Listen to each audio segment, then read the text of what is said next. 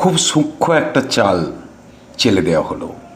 বলতে পারেন দাবার চাল, কিংবা বলতে পারেন একটা জুয়া খেলা। মমতা বন্দ্যোপাধ্যায় কি তবে রাজনীতির সবচেয়ে বড় চালটা এবার খেলে দিলেন?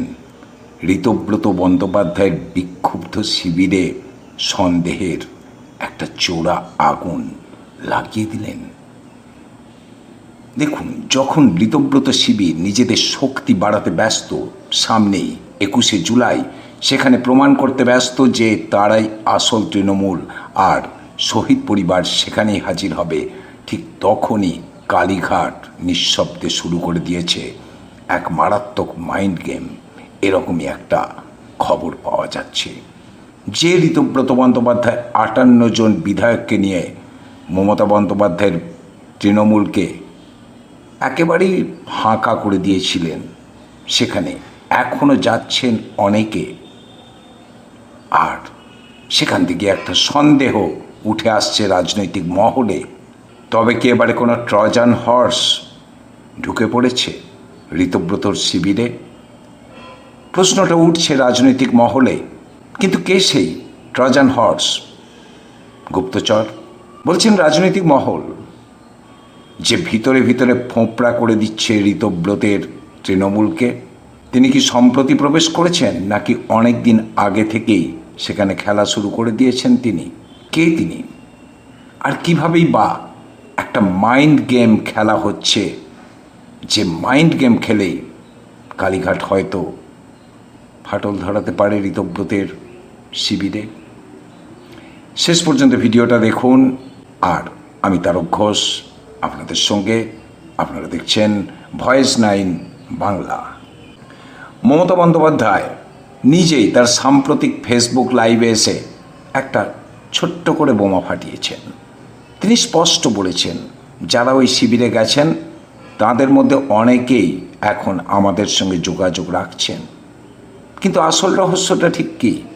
আবার কুণাল ঘোষ যখন হাসতে হাসতে বলেন, মদন মিত্র আসলে আমাদেরই লোক, আমাদের একজন ভেতরে থাকা দরকার। 2-4 দিন যা মন চায় প্রাণ চায় বলুক, আমরা এটুকু জেনে রাখছি আমাদের ভেতরের একটা লোক ওদের মধ্যে রয়েছে।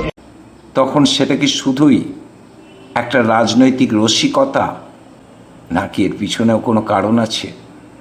হাসতে হাসতে ছুড়ে দেওয়া সেই কথাগুলো কি নেহাতি কথার কথা?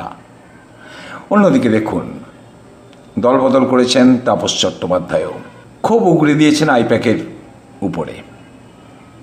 মমতা বন্দ্যোপাধ্যায় বলছেন সবাই অভিষেকের উপরে ক্ষোভ দেখিয়ে দল ত্যাগ করছে, এটা একটা বাহানা।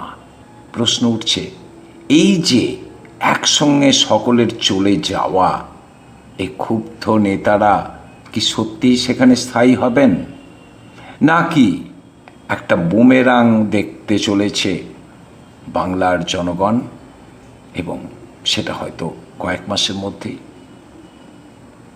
পুরো রহস্যটা বুঝতে হলে ভিডিওটা শেষ পর্যন্ত দেখুন। কুণাল ঘোষ কি বললেন? মদনদার মন প্রাণ যা চায় বলুক, ও আমাদের লোক, আমাদের ভিতরের একটা লোক ওদের মধ্যে থাকুক না। এইগুলো নিছক কথার কথা। আপনারা কি মনে করেন? কিন্তু কুণালের এই একটা মন্তব্য ঋতব্রত বন্দ্যোপাধ্যায়ের শিবিরে মাইন্ড গেমের কাজ শুরু করে দিয়েছে, এই রকমই খবর পাওয়া যাচ্ছে। অবশ্য মদন মিত্র এর উত্তর দিয়েছেন, কেননা তিনি চুপ করে থাকার পাত্র নন। কুণালের এই গুগলি বলকে উড়িয়ে দিতে পাল্টা বিস্ফোরক একটা ব্যাট চালিয়েছেন। বলেছেন, কুণাল যদি বলে আমি ওদের লোক, তাহলে তো আমি কালকেই কালীঘাটে গিয়ে মমতা বন্দ্যোপাধ্যায়ের পায়ে ফুল দিয়ে আসতাম। আমি ঋতব্রতের মঞ্চে দাঁড়িয়ে লড়াই করছি। কিন্তু দেখুন, রাজনীতিতে যা রটে তার কিছু একটা ঘটে। রাজনৈতিক বিশ্লেষকরা বলছেন এটা মমতা বন্দ্যোপাধ্যায়ের একটা চরম চাল। মদন মিত্রকে হয়তো সরাসরি গুপ্তচর করে পাঠানো হয়নি, কিন্তু কুণাল ঘোষ এই বয়ানটা দিয়ে ঋতব্রতের শিবিরের অন্দরে একটা মারাত্মক সন্দেহের বীজ বুনে দিলেন। এখন ঋতব্রত বন্দ্যোপাধ্যায় যখনই তার 58 জন বিধায়ক সহ মদন মিত্রকে নিয়ে কোনো গোপন স্ট্র্যাটেজি বৈঠক করবেন, তার মাথায় কিন্তু ঘুরবে দলের মধ্যে কেউ কোনো খবর কালীঘাটে পাচার করে দিচ্ছেন না তো? সন্দেহ কিন্তু একটা দাঁড়া বাঁধবে।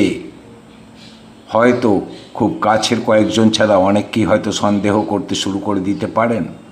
আর একেই বলা হচ্ছে একটা মাস্টার স্ট্রোক মাইন্ড গেমের। খেলার এখানেই শেষ নয়, দ্বিতীয় ধাক্কাটা এলো আবার মমতা বন্দ্যোপাধ্যায়ের ফেসবুক লাইভ থেকে। মমতা বন্দ্যোপাধ্যায় খুব ভালো করেই জানেন নির্বাচন কমিশন জবাব দেওয়ার সময়সীমা 25শে জুলাই পর্যন্ত বাড়িয়েছে। অর্থাৎ 25শে জুলাইয়ের আগে যদি ঋতব্রত শিবিরের বিধায়কদের ভাঙানো না যায়, তাহলে দলের প্রতীক হয়তো হাতছাড়া হয়ে যেতে পারে। যারা ক্ষমতার লোভে ওই শিবিরে গেছেন তাদের হয়তো অনেকে বুঝতে পারছেন ভুল করেছেন, এটা কালীঘাটের ধারণা, কিংবা কালীঘাট হয়তো সত্যি কোনো ফোন বা মেসেজ পেয়েছেন।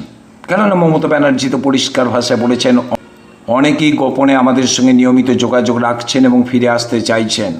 এটা কি নেহাতি কথার কথা, মাইন্ড গেম, নাকি সত্যি, নাকি সন্দেহের জাল বুনে দেওয়া? এই খেলাটা এখন শুরু হয়েছে। এই একটা লাইভ ভিডিও বার্তায় মমতা বন্দ্যোপাধ্যায় কোনো নাম নেননি, কিন্তু ঋতব্রত শিবিরের মধ্যে একটা মনস্তাত্ত্বিক চাপ বা মাইন্ড গেম তৈরি করে দিয়েছেন। একদিকে মমতা, অন্যদিকে কুণাল। আবার মমতার খুব কাছের লোক ছিলেন বীরভূমের বাঘ, জানেন নিশ্চয় অনুব্রত মণ্ডল।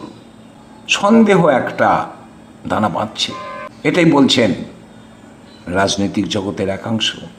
প্রতি মুহূর্তে হয়তো ভাবছে বিক্ষুব্ধ শিবির কে সেই ব্যক্তি, কারা সেই ব্যক্তি যারা গোপনে মমতার সঙ্গে যোগাযোগ রাখছে? দলের কোনো কথা ফাঁস হয়ে যাচ্ছে না তো? প্রশ্ন উঠছে ঋতব্রতের এই বিক্ষুব্ধ তৃণমূল কি সত্যি ভেঙে পড়তে পারে?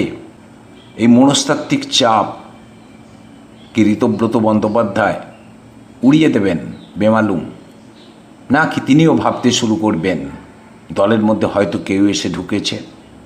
এইটা কিন্তু একটা চাল।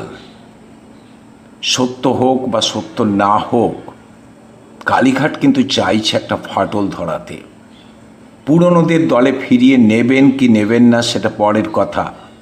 আপাতত ঋতব্রতকে একটা শিক্ষা দেওয়ার চেষ্টা কিন্তু চলছে। প্রশ্ন উঠছে ঋতব্রত কি পারবেন তার দুর্গ বাঁচাতে, নাকি মমতার পাতা জালে ফেঁসে গিয়ে একটা বড়সড় ভাঙন দেখবে নবতৃণমূল? আপনাদের কি মনে হয় কে সেই ট্রজান হর্স যে এই মুহূর্তে ঋতব্রতের দলে রয়েছেন? কমেন্ট করে জানান। ভিডিওটা ভালো লাগলে লাইক ও শেয়ার করতে ভুলবেন না। দেখা হচ্ছে পরের ভিডিওতে। আর আপনারা এতক্ষণ দেখছিলেন ভয়েস 9 বাংলা, মানুষের পাশে, সত্যের পক্ষে।